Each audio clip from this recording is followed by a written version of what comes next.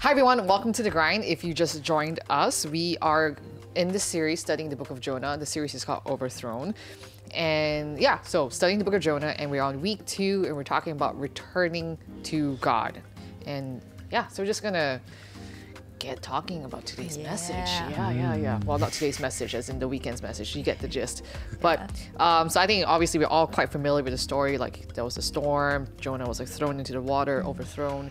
But I think before we get into that, actually, have you guys been in a storm before? Yeah, for sure. I mean, I can recall that one that like I think it was marked as Hong Kong's biggest typhoon. Is it the Mangkhut? I don't remember the name, but I just remember it was enough to like cause the apartments to sway. Oh yeah. Like people were sending recordings of their fish tank of the water level. That's wild. That's quite wild. Crazy. Was that the biggest storm you were I guess so, yeah. I mean, I've gone through multiple typhoons, and Really? I always venture out. Okay. I shouldn't, but yeah. Yeah, but on the water, so that's different because when you're on a boat and it's like Yeah. that's a different thing. Yeah. So I was in Thailand and we were going to like the touristy islands like Phi Phi Island and one island that we wanted to go to was another it's called Maya Bay, but then we couldn't go out to that island because they're saying a storm's coming, and so Mr. Wayne. Storm coming, Mr. Wayne. yeah, a storm's coming, and so we're like, okay, we better head back to land because we don't want to get caught in the storm because we want to have been able to make it back to shore. And I remember just the boat just going up and down and up and down and up and down, and so I knocked out. It was a nice I guess rocking motion for me. I was like, Taking notes from Jesus. Just Yeah. take a nap. And It's like, Jonah. so Yeah, I Jonah. took Jonah. Yeah. I'm taking a nap! You want to take a nap? I'm taking a nap here. Okay, take a nap right there then. Yeah, there's a trend here. Yeah. Sleeping in the storm. So I was just knocked out, and then I was like, you know what? It's fine. I mean, I wasn't scared or anything. I was just more like, I'm just gonna go sleep because I didn't want to get seasick. So the only reason why I woke up wasn't because we reached our destination. I just felt like this warm surge all over me. It wasn't the love of Jesus. Right? It was some food upon me. Turns out the person next to me decided to I guess, got sick and threw up. No. And I was like, Oh. Disgusting. yeah, so that was just very unfortunate, and I just woke up abruptly from my nice nap. Oh dear. Thankfully, it was towards the end, so it was like not like, oh, but then yeah, that was just very unfortunate. Also, from that trip, I did learn that pineapples are good to help with seasickness. So You could have just jumped overboard and then just washed it away. could have, and then it'll Or be like sand, I'll be my pet. I'm like hurled over the boat. You should try it, and then it just goes calm. Yeah, exactly. But I wasn't flying running anything. away from God's call I'm at that Jonah point. number Flying 2. anything. Actually, I can relate to that. Just real quick side story that I used to live on one of the Hong Kong islands growing up, so we always had to take a ferry. So there was one time there was a typhoon, and I remember my mom was getting really nervous that she opened those orange cabinets and took a life vest out, and I was like, "Oh, is this what the Titanic was like?" Exactly that, except that the poor people suffered. Yeah, Zoe, you? I haven't really been on a typhoon, but the closest I can think of is a landslide. So I was in Taiwan and we rented a car with my family, and then just in front of me, I think there might have been some cars that were actually harmed by the landslide, and we were like just behind it, and that was like the scariest thing ever. But no, I haven't really been in a storm before. So cars were harmed, huh? Yeah. Yeah. And it was one away. About 2. Okay. 2, 3. Oh wow. Yeah. God's protection, Yeah. for sure. So I think the interesting thing, actually, if you read the story of Jonah, even our responses here, is that people have different responses when it comes to storms or Sleeping.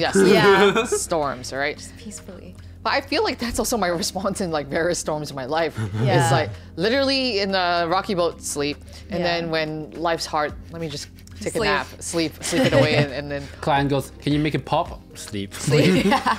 yeah. So I feel like don't underestimate the power of sleep, everybody. Yeah. It numbs you from reality for just a bit. What happens when you're back? Just go back to bed again. You can't sleep forever. You never know. Try me. Just test my limits. Just kidding. Yeah, but how about you? Have you seen how like different people responds in like different like storms. I mean, just recently we had a typhoon warning. Did it go up to 3 or just stayed at 1? Oh no, it did go up to 3. Yeah. 3, but it wasn't that bad. It wasn't that bad, No. but there was I still saw so many people do the masking tape on the windows. Oh really? Yeah, I think that's one way of like seeing people worry. I guess it's So just like maybe PTSD typhoon is maybe. the same. Yeah, Yeah. which is still fear. Yeah. I mean, actually come to think about it, like what actually, well, a friend once said that what doesn't kill you gives you PTSD. So dear. it's like, yeah, how do you navigate that? It's just like, you also don't want to be overly fearful, but you also want to be smart as well. But yeah, Yeah. people respond differently in storms. And another friend once said, like, for some people, panic and pressure reveals greatness. For some, it reveals more panic. Yeah. So there are definitely some people who thrive under pressure and they do really well. Some people are just like, they just crumble. It reveals your inner insecurities. Yeah. Like also like maybe reveal some weaknesses. that Yeah. They should take hints and improve on. Wink, Yeah. wink.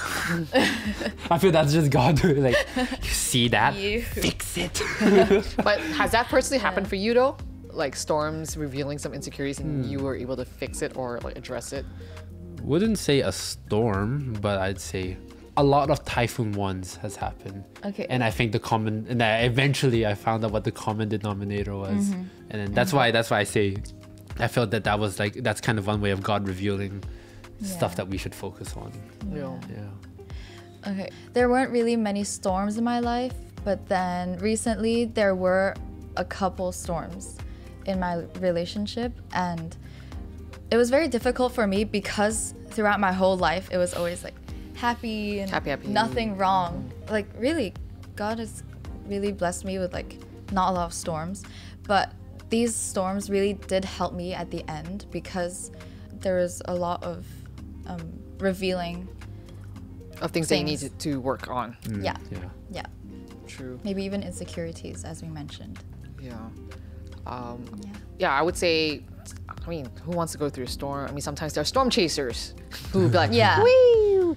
Walking on the line on Yeah. fine ice. So, but then I also don't want to like chase storms and like find problems in my life. But I think sometimes we do need to go through some storms to highlight what you made out of, Yeah. what works, what doesn't, what needs to be worked on, what needs to be strengthened. Yeah. So, yeah, I think for me, I would like to think that, you know, panic and pressure will grow me as Yeah. opposed to reveal more panic. Yeah. Yeah, and I think sometimes if we feel like we're in a season too, we could also pray for God to reveal some things about us that needs to be worked on, and that would bring storms to us, I think. But eventually it will make us a better person. I think it's like when you say like, oh God, like help me grow in patience, God's not going to be like, Here's some patience Yeah. on a silver platter. it's more like, Yeah. here's some people to grow your patience. Yeah. So, I feel this is also that time where you use the cliche, oh, diamonds are formed under lots of pressure. Yeah. yeah, that's actually Yeah. very cool. Yeah. True. Not cool. True. Cruel? But cruel can be cruel. Okay, so going back to the story of Jonah and being on a boat. So when that storm was happening, he was inside, like sleeping. Everyone's like, the mariners were all like, oh, what's Freaking going on? out. Freaking out, right? And so you can see like their response versus his response, right? So their response was like, let's just pray to any god there has been, like, you know, to their gods and just see what works, like kind of like what Yeah. sticks. I'm not superstitious, but I am a little stitious. And then basically they're just also trying to figure out whose fault is it, right? Like it's like, I mean, it's almost like they knew that this was someone's fault, that there's this thing going on. Because probably like the sea was like perfect when they went on, Yeah. and then the moment like Suddenly. Jonah comes on, like, you know, it's like rumbles in the air maybe, Yeah. and then they go forth. It's like, okay, this is something going on. Yeah. Like, whose fault is this? Your fault? Is it your fault? This guy. And then you have Jonah, who was quiet the whole time until the lot fell on him and he was exposed. So it's like, yes, you. I'm sorry, what? I'm Jonah. I'm Jonah. Oh, okay. I was so confused for just a bit. So from Jonah's response, like when he said like, yeah, it's me. Like he's not like, oh, it's me. I ran from Nineveh. That's why it's. He Yeah. totally knew it was him. So I guess like when it comes to disobeying God, what do you guys think? Do you think it's a subconscious or intentional decision sometimes? I think that got me thinking, because based off the sermon, like eventually it's talked about like sin. What is sin? And sin was basically disobedience of God. I think somewhere was also mentioned that sin is thinking the person is God himself. So I think, I'll use myself as an example. I think in certain cases, I like to have control over everything. Like especially when I do videography, when I have a shoot, I like to have control over every aspect, so that I can make it the best outcome.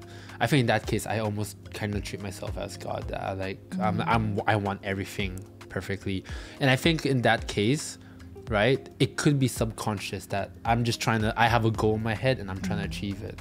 In contrast to like, I feel it could be both. I guess that's what I'm trying to say. It could be conscious, could be subconscious. Yeah. For me, I'm reminded of, I think, a TED Talk I watched. It was talking about how only 5% of what you do is actually controlled. I think it was saying like 95% of the time it's mostly unconscious or subconscious. Really? I think. Oh, okay. And I'm also thinking about how the people you surround yourself with could also make you subconsciously drive towards a habit, or maybe even towards sin without really realizing it. Oh, true. Like peer pressure, people like forming an influence on you without you realizing it. Yeah. So I think it's easy to be subconscious, but at the same time, we do intentionally sin sometimes, like knowing that we're doing it, because we know the laws of Jesus, right? What he told us from the Bible. Yeah. So when we do that with a sense of guilt or do something that makes us guilty, I think that would be intentional. Yeah. So I would think sometimes that we have done stuff that it's subconsciously a sin. And I feel like God will show grace for that. I mean that he's merciful. I mean that, like for example, like manslaughter and everything, right? You get away with a lesser charge. But when it's murder, that's different because it's done with intentionality. So I think in moments where you know that what you're doing is wrong and you choose to do it, you're going to face the consequence of your action. So I definitely think like that's the point that you made. Like, sometimes your community kind of influences the decisions that you make subconsciously, or like what is the norm. So it depends on like the people, like who you're with. If the norm for these people are like, well, whatever, like sin's not a big deal, then you're gonna be like, okay, that kind of just imprints into your mind, and then it just becomes a subconscious sinning against God, I suppose. Then what about the unreached people in the world who don't know that they're sinning? God's mercy, I would say. Then they don't know, so it's maybe not their intention to sin. Yeah. But I mean, like, it's almost common sense that you shouldn't lie. And I feel like in terms of lying, this is probably like one of the most common ones, right? I feel people will intentionally like, yeah, I'm not gonna tell the truth. Like, Because there's some like, Christian values that are kind of like also taught like in the non-Christian context, like, okay, like you mentioned, don't lie. So then the unreached people groups, I mean, that's a whole different scenario, because again, you don't know their way of living too, because their way of living can be completely different from like civilized groups too. So that one, I feel like, people wondering like, oh, how about them? Like, do they get to go to heaven because they've never heard the gospel? But again, I feel like there's God's mercy in play here. So if they never heard, how can they believe, right? So hence you have there are people like who are like, whose heart is to reach these people groups, which they call the 1040 window, which is like basically living in like, I guess it's like the latitude and longitude, whatever, that area in Middle East or Asia, whatever it is. And it's those people in that area that there are many people who have not heard the gospel. So yeah, I feel like God's grace will and mercy, I mean, he will show grace, he'll show mercy. But obviously, for those who are intentionally like, oh, this will ultimately like make God mad, and if they choose to do it, then God's gonna be like, if we look at Jonah, he knows it's him, he's exposed. Actually, interestingly enough, the word hurled was repeated a couple of times. Like in verse 4, the Lord hurled a great wind upon the sea. So it's kind of huge, right?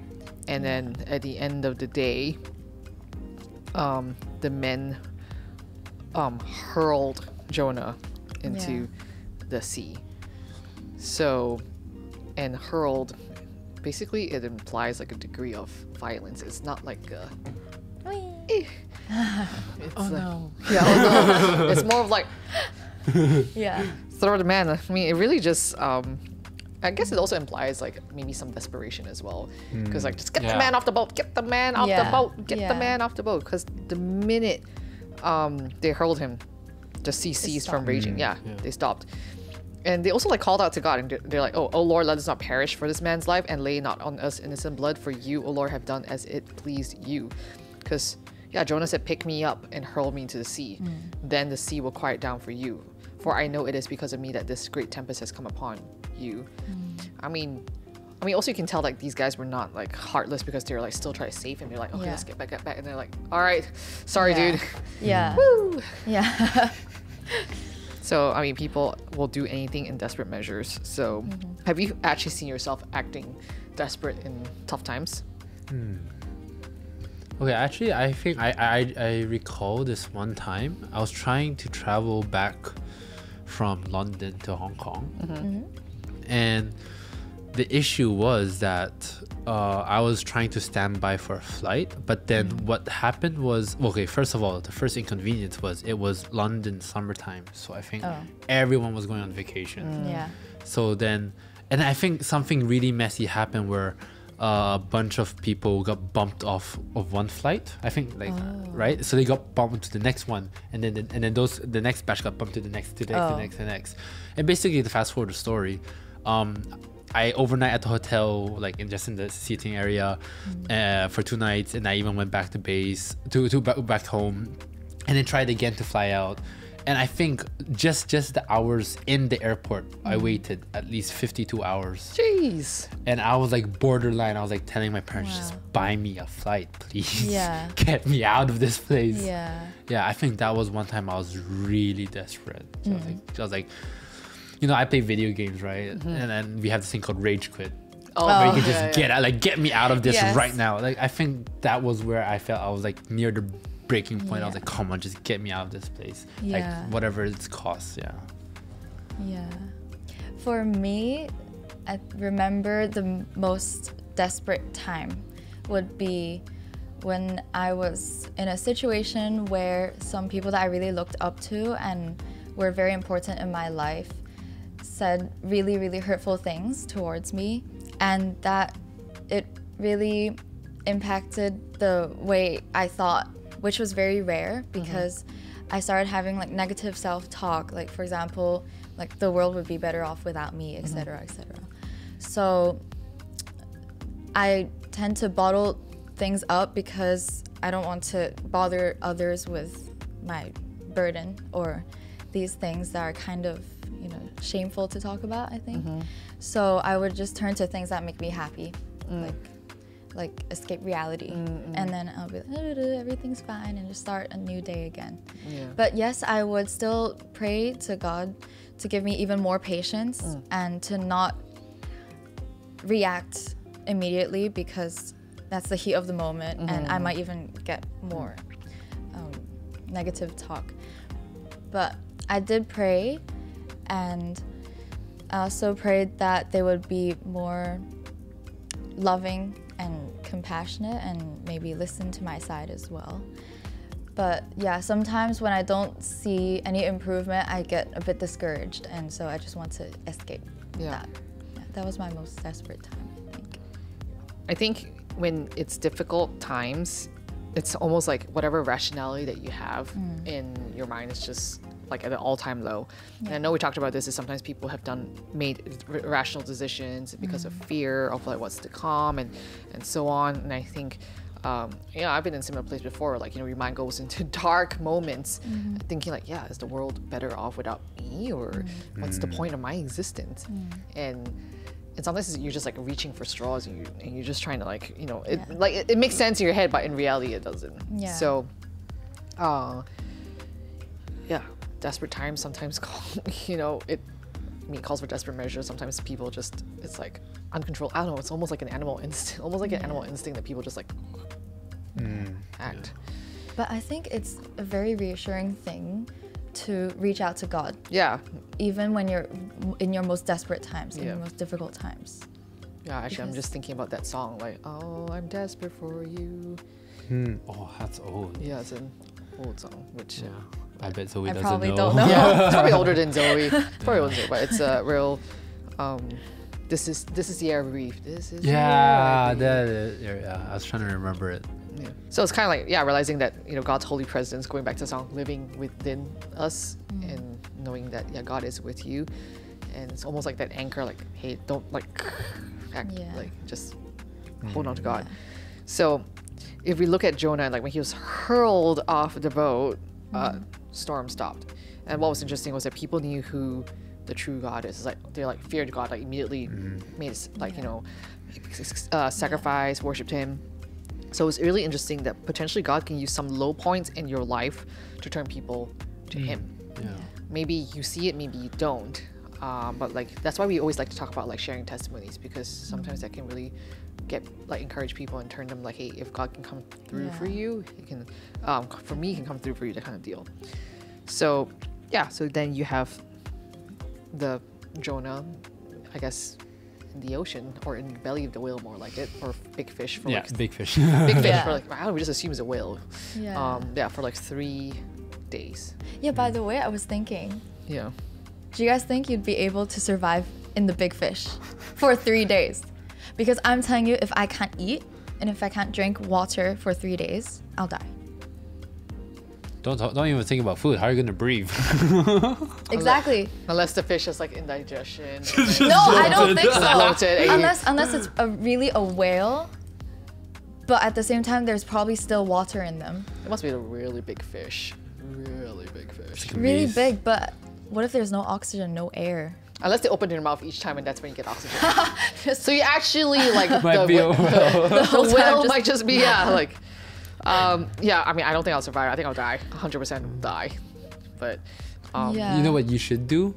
Just sleep it off. Yeah. Inside the fish. Inside the fish. it's like, ooh, this is nice and warm. Let me just sleep it off. I remember watching like some cartoon of Jonah's story. I remember seeing him just wrap himself in seaweed and just sleep. In seaweed. I don't know. Gosh. I mean, it was It's probably for- cold there too. Yeah, I mean, hey, it thought was a about it. kid's animation. Wow. I might actually die of boredom inside the fish. It's not the fish Yeah, won't kill me. boredom. The boredom will kill me. The boredom. Well, I mean, in terms of food, Yeah. you got your seaweed here. You got your raw fish here. Raw hey, fish. sushi. Sashimi. Okay. Coming No, but back to that. like But- there could be a possibility that he died and then God revived him, but we'd never know. We'll find out up there. Yeah. It's like a Happen. Bible conspiracy Yeah, theory. conspiracy. And well, Conspiracy also, theories. if he, say he actually did survive, right? When you think about it, it's kind of like Fish Express. Like instead of having to swim towards Yeah. Nineveh or just dry Oh, land. so it's just like zoom. yeah. Actually, it was God just like, hey, here's a Fish Express. You're not And then gonna the fish die. hurled him over. Yeah, and threw him up. Yeah. Yeah. So he's just like, It's just God's way of Here's like, your all right, express to here Nineveh. you are, and And there you go. Because he would be like kind of like, yeah. Yeah. That what if that's Moosey? yeah, like when Jonah gets spat out of the fish, he looks up, just neon sign, like go here. Yeah. true, that because he was way. going on a boat like all the way to Tarshish. Tarshish. So, yeah, Tarshish. Moving on. And yeah, so the whale just decided to go back, Yeah. fish. But yeah, it's interesting to think that that was actually not a punishment, as we mentioned. It's like basically God's way of showing mercy to Jonah. So do you think God's decision was a push or a punishment in that whole scenario? Like at that point, like Jonah being like, imagine if we were in Jonah's shoes. We were hurled into the ocean. Being hurled anywhere is never fun. Yeah. And then not only were we hurled into the ocean, we were swallowed Yeah. by a fish. Big fish. Now, what do you guys think? Do you think that would be a push or a punishment? Like, try to get in the mindset of Jonah for just a bit. Yeah. And on top of that, when he entered the boat, as in when he was on the boat, the storm started, Yeah. and then he knew. Oh, Like I it's wonder probably if me. like I wonder if he already knew by then, or he's Yeah. like, oh, let me just sleep it off and not Yeah. ignore the warning signs. I think if I were Jonah on the boat, I might think, at that moment, why is God punishing me? Because he ran away from God's calling. So maybe at that moment, he's probably thinking, God is punishing me. Oh no. I'm sorry, God. Right? And then start to repent. But God doesn't punish. That's what we know. Yeah, he disciplines those he loves. Yeah. So yeah, I think it's a push. I feel there's a lot of times God might use stuff to push because we can only see so far, and God has a bigger picture in mind. One of my go-to stories is Joseph, how he was sold by his brothers, but Yeah. because of that, he ended up saving like the whole of Egypt, or a big part of Egypt, and perhaps many more, because of the diligence and wisdom to to deal with the famine. Yeah, like I mean, as we mentioned, like a pain point in our lives can be used to bring people to Jesus. So, this push versus punishments, like I think maybe it was just like God, like just kind of like a little nudge in seeing what Jonah would do, and Jonah responded in a more appropriate way after having that little thing, Yeah. right? And actually, maybe might I even add that I feel, yeah, God will nudge us, and actually based off how we respond could change the outcome significantly. Yeah. Yeah. I feel if you because we have God's grace, right? When we get nudged and then we choose to just like, oh, why Let do it that and just slide. crumble Yeah, and yeah. fall? Yes. That's where you're gonna go, Yeah, Yeah. right? But then you could be like nudge and you'll be like, all right, God's will, go for Yeah. it. Because I'm like thinking also like all of us could have been called to do different things, and again, I don't know if there's like I don't think there's like one specific like role in life that we play, or it could be multiple roles, multiple things we could have done. If I say yes to this, maybe I say no to something else. What if I say no to this and I end up doing something else? Like I think one thing that comes to my mind is like, for example, initially entering ministry was to do youth, right? And God's like, okay, like I feel like it was a call from God, Yeah. and at that point I could have said, nah, I'm good. Yeah. God could very well use someone else. It didn't have to be me. Yeah. So it's more of like God wanted to, I guess, invite me to be part of this process in a way. So yeah, so it's not like the life or death of the youth ministry was contingent on me saying yes or no. Yeah. God could very well use someone else who was willing. So again, it depends on what this person would say. So Yeah. very well, like God could have used another Jonah, another person to have reached out to Nineveh, and it would have been it would have worked out. Yeah. But he picked this person. Yeah. So Yeah. whether or not this person, That's good. So I don't know. The story could have been very different when Jonah's like, I refuse. I'll Yeah. go down in this fish and I'll die. I mean, Yeah. like, yeah. So He could. he Roll could. credits, Could've. roll Yeah. credits, and then there's no more book of Jonah. Exactly. What if there is a book, like someone was chosen, like, Yeah. but then because he just said no, he just So it's died, and so there's no halfway- book in the they're Bible. halfway gone. Noah. Yeah. Okay. of- No. Oh. Get it? No. Yeah. Okay. Yes. It's Father's Day, right? So that's why the dad jokes Oh. are coming yeah, out. yeah, the They dad are, jokes are they coming are. out. It's coming soon. it's So coming soon. many of them. So, I suppose like when you realize that God is control, and or if you've sinned against God, it's the beginning of the shift from like being in this like storm and the shipwreck to surrender and worship. And so really like what worship is like realizing who God is, surrendering to Him, and in return it brings you peace, right?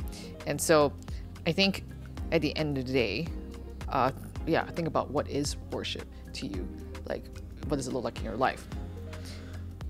So I just want to finally talk about like, in what ways does recognizing Jesus as Lord influence our decisions and actions? Because I was just thinking like with Jonah, he said that he fears the Lord. So he knew, I mean, you can see that this was a man who still feared God, Yeah. but he just made a unfortunate decision to run away from God at the moment. So, Well, he didn't like the people. well, that too. I think he just, his biasness overruled his love, his fear for God. Yeah. So, yeah, in what ways does recognizing Jesus as Lord influence our decisions and actions? I think I'm gonna go back to that point I just said about being nudged and how we react. Like I said, you can get nudged and then respond poorly, and then you just like flop, and then that's who you are.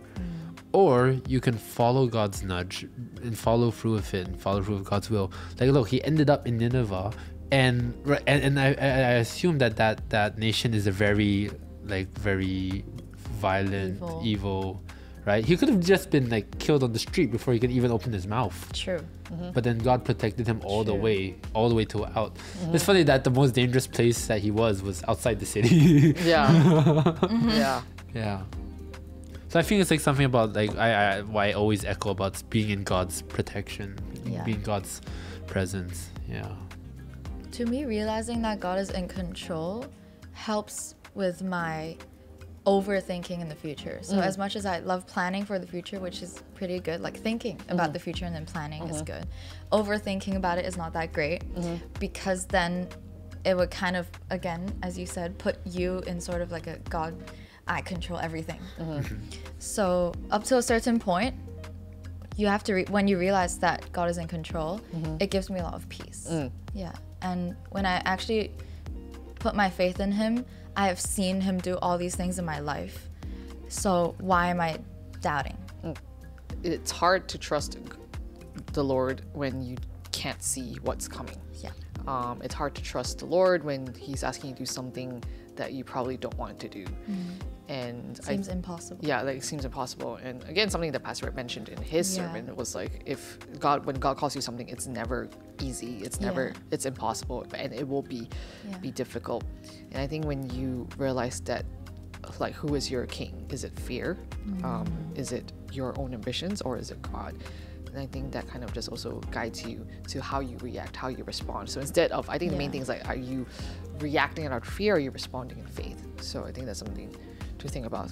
So yeah, I think that's a good gauge to have, is like, what are you like, how is your response? Are you reacting in fear, or are you responding in faith? And are we choosing to go back to God, or fix our eyes on God and trust that he has the bigger picture in mind? You know, well, that's that. That's that. That's Cool, that. cool, cool. Thanks for joining us. We'll catch you in the next grind. Bye. Bye.